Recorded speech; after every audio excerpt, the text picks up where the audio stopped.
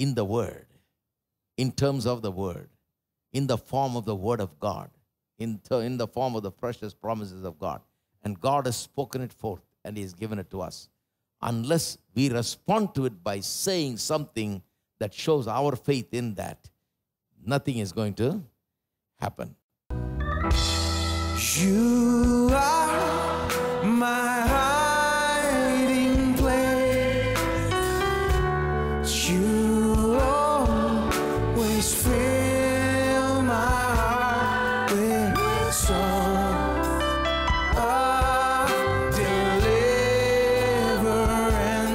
Whenever I am afraid, I will trust in you. I will trust in you. Let the weak say I am strong in the strength of the Lord. I will trust in you. I will trust in you. Say it. Let the weak say I am strong in the strength of the Lord. I will trust in you. I will trust. We will trust in you, Lord. We are strong.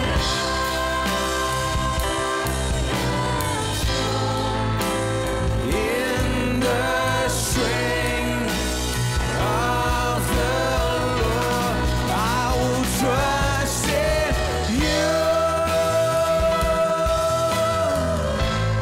I will trust in you.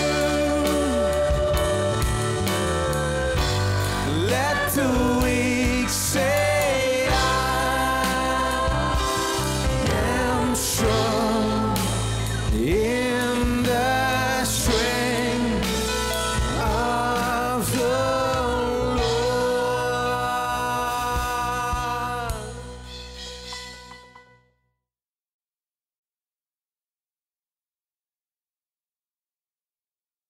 Turn to 1 Samuel, chapter 3, verse 19. So Samuel grew. You know Samuel the prophet, right? How from his childhood God had chosen him and used him. And the Lord was with him, and let none of his words fall to the ground. God did not let none of his words fall to the ground. What an amazing statement. Not one word from Samuel ever fell to the ground. God literally fulfilled everything that God had spoken through Samuel the prophet, Everything that he had said, he fulfilled it through the prophet Samuel. All right. Now these are the prophets. But what I'm saying is, in the new covenant, that kind of a privilege, the kind of privilege that we're talking about here, that you can speak and 100% of it will come to pass. That kind of privilege is given to every single believer.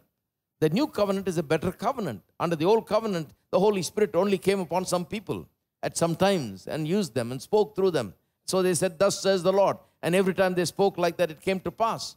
But we have the "Thus says the Lord" here, the Word of God with the precious promises of God. The promises of God are called precious promises because the promises of God are unlike any promise made on this earth. We hear promises all the time. We'll do this, we'll do that. Promises and more promises. But the Bible promises are different. When someone makes a promise, they are not called precious promise. They are seasonal promises. Sometimes they mean well, but they can't do it. They are unable to do it. Some of these men, they make it with good intentions, They want to do this, they want to do that. But then they get into some kind of a jam and they cannot get out of it. They cannot do what they said they will do. Some of them make promises knowing that they won't be able to do it. You can tell by the way they make the promises, they'll never be able to do it. You can't do that. But they'll say, we'll do it. Because they just want to say this and gain some power or something. But they'll never be able to do it. Knowing that, they'll tell you that. But they're not. That's why they are not precious promises. Whether they're well-intentioned or bad people just promising false things, because they cannot bring it to pass, those promises cannot be called the precious promises. But the Bible promises are called precious because of the nature of the promise. God is making it. He is able. He will never come back to you and tell you, sorry, excuse me, I didn't have the majority, so I couldn't do it. He doesn't need any majority. He's the majority by himself. He will do it. He doesn't need anybody's help. He will do it. So whatever he promises, he will do it. God is never going to come back to you and, give you excuses for his failure. God is able to do it. That's why Jeremiah 1:12, which we read last week, is important. I will hasten to perform my word, God says. God watches over his word to perform it. That means he's careful. He wants to perform it. One word will not be wasted. One word will not fail. He's watching over his word. That's the way God is, because he can do it and he wants to do it. He's eager to do it. He's not delaying it. He's in a hurry to do it. He wants to do it. So God's promises are precious promises. That's why 2 Peter chapter 1, verse 3 and 4, Peter talks about how God has given us precious promises. I love that expression, precious promises. God's promises are precious because they never fail. That's why it's precious. Not one word will fail from God's promise. That is why they are precious. The blood of Jesus is precious because no blood can do what the blood of Jesus can do. No blood can wash away your sin. We sing, what can wash away your sins? Nothing but the blood of Jesus. That's why it's precious. When something is precious, there is something very special about it. The special nature of God's word is that not one single word will fail. That's the way God's word is. Amen? So, God is like that. God is a faithful God, and God is one who fulfills all his word. But the thing is, and he hastens to perform his word, according to Jeremiah 1:12, or he watches over, some translations say. So, because he's watching over, he's hastening to perform the word, but still, in many people's life, that word never comes true. The realization of the promises of God are not there. They never see the promises of God realized. Why? Turn with me to Isaiah chapter 55. Let me read to you from verse 10. For as the rain comes down and the snow from heaven, do not return there, but water the earth and make it bring forth and bud, that it may give seed to the sower and bread to the eater. We've talked a lot about this, but let me say some new things here. So shall my word be that goes forth from my mouth. It shall not return to me void, but it shall accomplish that which I please, and it shall prosper in the thing for which I sent it. In other words, water comes down, rain comes down, waters the earth, makes it bud and bring forth, so that we have food for the eater. Everyone is a eater, right? So we get food because rain comes down, waters the earth, and causes it to grow. That's what the rain does. So is my word. Just like the rain that comes down, waters the earth and brings forth and gives food for the eater, my word is also something that comes down from heaven, he says, and my word that goes forth from my mouth is similar to that. It shall not return to me void. It shall accomplish what I please, and it shall prosper in the thing for which I send it. That means just like that gives food, this meets all your need. My word is sent to meet some need. Rain is sent to meet a need, to bring you a harvest so that you have food to eat. My word is sent to meet a need, to bring that which I desire, that which I want to give to you, I give to you by sending my word. Like rain is sent down to the earth. I send my word, and the word comes down, and the word brings forth the very thing that you need. Your needs are met by my word, he says. And what happens when the needs are met? You shall go out with joy, be led with peace. Mountains and the hills shall break forth into singing before you, and all the trees of the field shall clap their hands. Instead of the thorn shall come up the cypress tree, and instead of the briar shall come up the myrtle tree, and it shall be to the Lord for a name, for an everlasting sign that shall not be cut off. Notice, thorns and thistles mentioned here. Instead of thorns, you will have cypress tree. Instead of briar shall come up myrtle tree. Why it's mentioned? Because thorns and thistles represent a curse, difficult life. Thorns and thistles represent poverty, lack, insufficiency, want in every area of life. Thorns and thistles represent how through the fall life has become very difficult. We live in a fallen world. Life is not the same as it was in the Garden of Eden for Adam and Eve. It's become difficult. Since chapter 3 of Genesis, you read that thorns and thistles began to grow. Before Adam sinned, there was no thorns and thistles. Only what you sowed grow. Now, the thorns and thistles, you have to spend more than half the time just removing the thorns and thistles so that what you sowed can grow. Great difficulties are there. And he says, my word comes forth. And what happens when the word comes is that it helps you to overcome the difficulties so that instead of thorns and thistles overwhelming you, you begin to win because good things begin to come up in life. You are able to overcome the difficulties. You are able to prosper. You are able to go forward. You are able to win. You are able to walk in victory. You are empowered, in other words. That's what the word does, he says. But something must happen. What must happen? The word must come forth from God's mouth. Has the word come forth? Yes, it has come forth. God has spoken. What do you think this big Bible is all about? God has spoken. What do you think these promises are all about? Somebody said 6,000 promises are there. Thank God for them. And once in a while we take these promises and we, frame them, hang them, memorize them, preach on them and so on, If we just spent all our life just preaching every Sunday on one promise, one life is not enough. That's how many promises are there. So many wonderful promises of God are there. God has spoken it. It's not that God has spoken it. My word that comes forth out of my mouth will produce what you need, he says. It has come forth out of his mouth. But how is that word sent to our situation? God has spoken it all right. But unless you take the promise of God and you say it, nothing happens. God has spoken it, but you must be like a prophet now. You must take it. That's why we read, God has said, I'll never leave you nor forsake you. So that we may boldly say, have you ever read that? God has said, I'll never leave you nor forsake you. Why he has said it? So you can frame it and hang it? It's good that we frame it and hang it, but the thing is, the ultimate use of the word of God is, God has said, I'll never leave you nor forsake you. Why? So that you may boldly say something in response to that. What is your response to what God has said? He has said, I'll never leave you nor forsake you, so that you may boldly say, God is my helper. I am not afraid. What shall man do unto me? It is to evoke a response from you like that.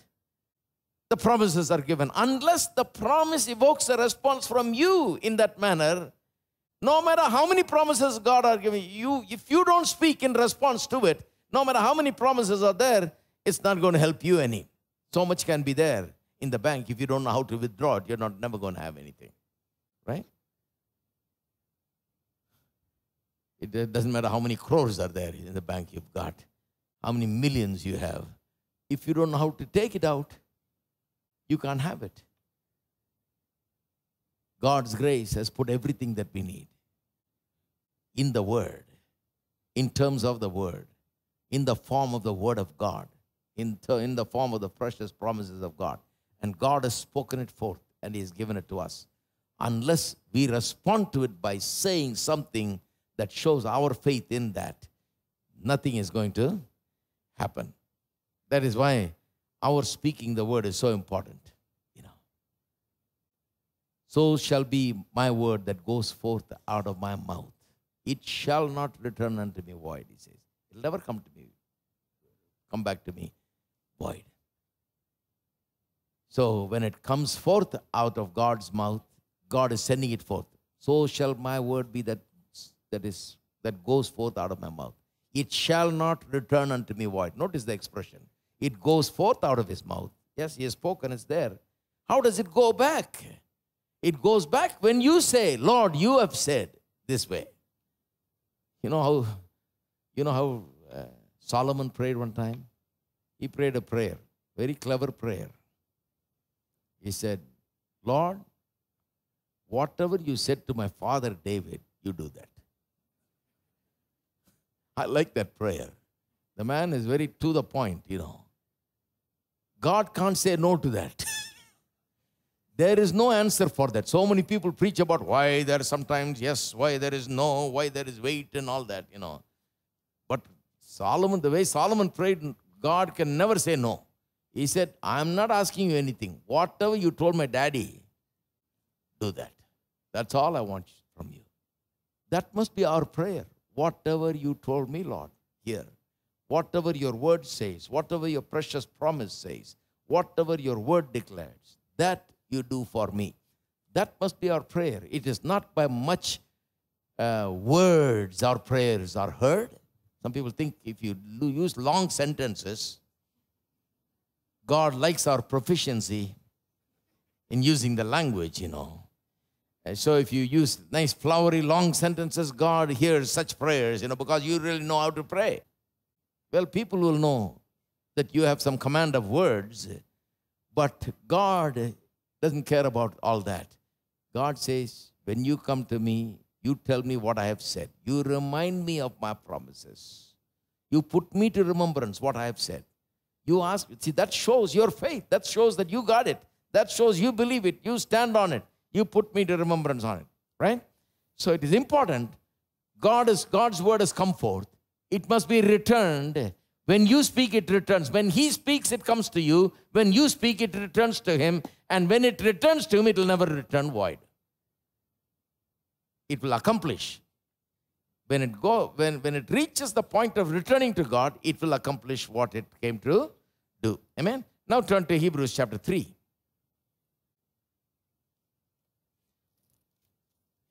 Not one word will fail. That's the point here. Not one word will fail of what God has spoken, even from your mouth. If it happened from Samuel's mouth, Moses' mouth, Joshua's mouth, it will happen through your mouth also, under the new covenant. Chapter 3, verse 1. Therefore, holy brethren, partakers of the heavenly calling, consider the apostle and high priest of our confession. Notice, Jesus Christ is called not simply a high priest, he is called the high priest of our confession. Why is he called the high priest of our confession? Why this strange thing? If he just said high priest, the Jewish people that were reading the book of Hebrews back in those days, it was written for a Jewish audience, Jewish Christians. They understood the Jewish background and the customs and the tabernacle, the temple, the Holy of Holies, and how the high priest went in there, sprinkled the blood. All that they understood, right? So if he just said, we have a high priest, consider the high priest, they would have understood. But he says, consider the high priest of our confession. Why? Why is the high priest of our confession? Listen to this. In order to understand this, you need to understand what happened in the Old Testament, what the Old Testament high priest was all about, because he's using that analogy that Jesus Christ is our high priest. What did the high priest do in the Old Testament, under the Old Covenant? The high priest, they had one high priest in the nation of Israel, and he will, every year, his main job was to, on the Day of Atonement, sacrifice a lamb for the sin of the people.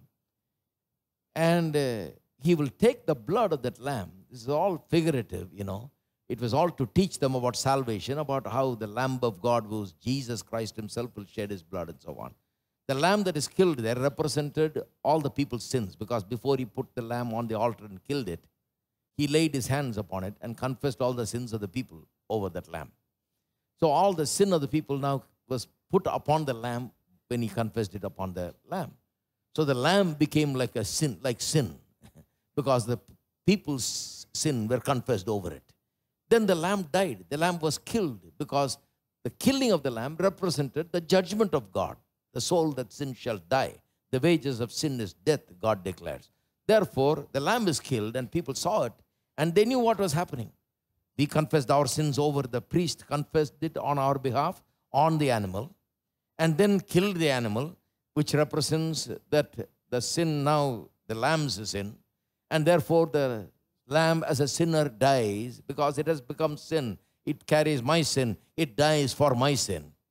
And once the lamb is killed, the blood is taken, and the high priest goes into what is called the Holy of Holies, which is the innermost sanctum of the tabernacle and the temple later on.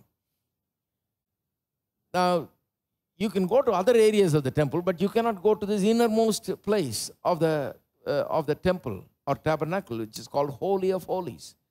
Why? Because that's where God is. You know, God said, that's where I am. So there's a curtain there. You cannot cross the curtain. When the high priest comes, you know, he himself has to offer sacrifice for himself and make sure that he is cleansed in every way and enter into it very carefully. Because if he enter into it unworthy in a sinful manner, because God is holy and man is a sinner, he's got to be very careful. This fact of God's holiness and man's sin was emphasized in that way. So when the high priest entered, he entered having offered a sacrifice for himself and for the people, carrying the blood as a representative of the people. See, a high priest is a representative. He takes people to God and he brings God's word to the people. He's a link between God and man. He's the mediator, like he's right there in the middle between God and man. So he offers a sacrifice, takes the blood and goes in. If he goes in unworthy, he'll die. That's why they tied a rope around him. And in case he died there, they can't even go pick him up. They have to just pull him out, you know. That's how serious this business was. So he went in there, and what did he do there? As a high priest, once a year only he could do this. He went in there and sprinkled this blood on what is called the mercy seat. What is the mercy seat? There was in the Holy of Holies this Ark of the Covenant, in which, it's a box, in which the 10 commandments that God gave to Moses, written with his fingers, is there. The Ark of the Covenant contained the 10 commandments. And it had a lid on top of it, and that is what is called mercy seat. Upon the lid, he sprinkled this blood. Why? Why did he have to sprinkle? What did it mean? It all had a message, you know. The commandment being there meant that the commandment, the 10th commandment, was doing its job. The purpose for which it was given, it was doing. What was the purpose for the 10th commandment? Not to justify a man, not to make a man righteous. It was never. The 10th commandment was given to prove that man is a sinner and that he needs a savior. It was to prove that man cannot do it. He will not succeed doing it because even though the 10 commandments are good, man is evil, therefore he is unable to do it. So the 10th commandment is there. What was it doing? It was doing its job. What is its job? It is accusing man. A voice of accusation was heard night and day in the presence of God, calling upon man the judgment of God. Death upon man, for he is a sinner. That's the way the commandment worked. It was doing its job, accusing man that he is a sinner, that God's judgment must come upon him. And right in the middle of that, he goes and sprinkles this blood. What is the sprinkling of the blood upon that mercy seat? The lid means when he sprinkled the blood, it meant now that the voice is now silenced. The voice of accusation is silenced. Why is it silenced? Because the blood is the proof that man's sin has already been taken care of. His sin has been confessed over the lamb, the sacrificial lamb, and the animal has been killed, signifying that God's judgment has come upon that animal.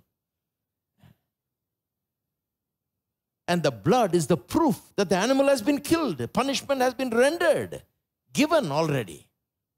So the blood is sprinkled. And when the blood is sprinkled, it is to silence the voice of accusation of the 10 commandments there. This is what the high priest did. In other words, all that Jesus would do for us in and through redemption was represented in this whole high priestly ministry. Not only Jesus became the Lamb of God who died for our sins, he rose again and become our high priest also. He played the role of the high priest also. He's got many roles to play. He died as a lamb. Then he rose again and became our high priest. He took his own blood and went in, not into some temple or tabernacle on earth called Holy of Holies. The book of Hebrews, the whole point it's making is he went right into the very presence of God. That's Hebrews 4:14, the passage we read in the beginning. Therefore, having a high priest who has gone into the heavens. He has gone right into the heavens, not into a symbolic place of God's presence, into the very place of God's presence, into the Holy of Holies in heavens. He has walked right in there. And what did he do there? He has presented his blood there as the proof that the sin of man is taken care of and that man deserves the blessing today, the blessings of God and the favor of God, not the judgment of God, the blessings and the favor of God.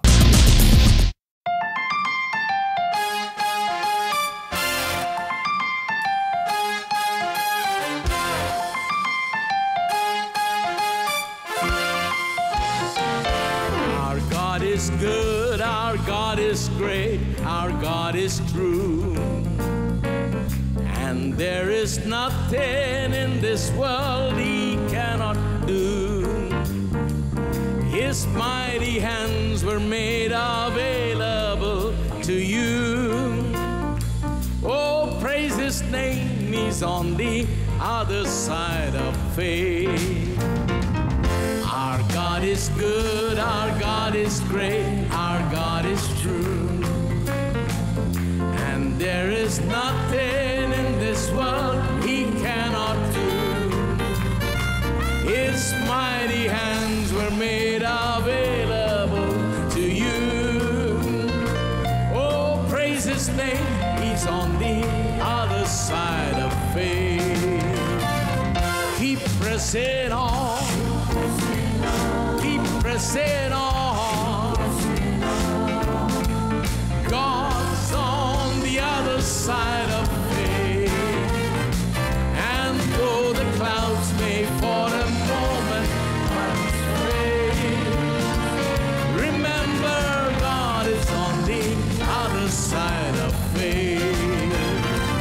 Keep pressing on, keep pressing on.